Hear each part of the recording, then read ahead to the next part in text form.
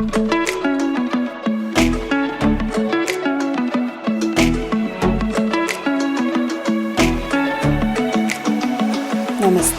स्वागत छ project food नेपालको यस रेसिपी भिडियोमा।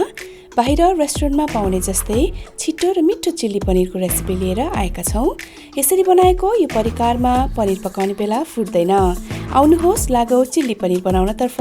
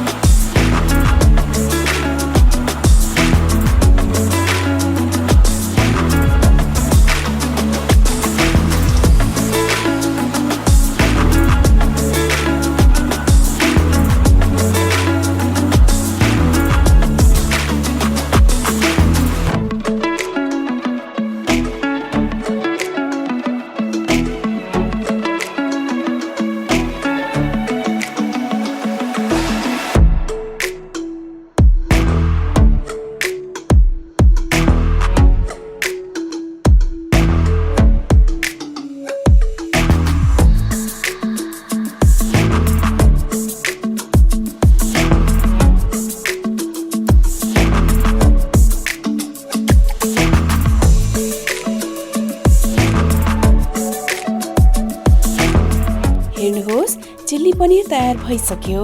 तातो तातो हुँदा नै खानुभयो भने एकदमै स्वाद मिठो हुन्छ। हामीले सोया सस र केचप राखेको हुनाले नुनको मात्रा सोही अनुसार मिलाएर राख्नुहोला।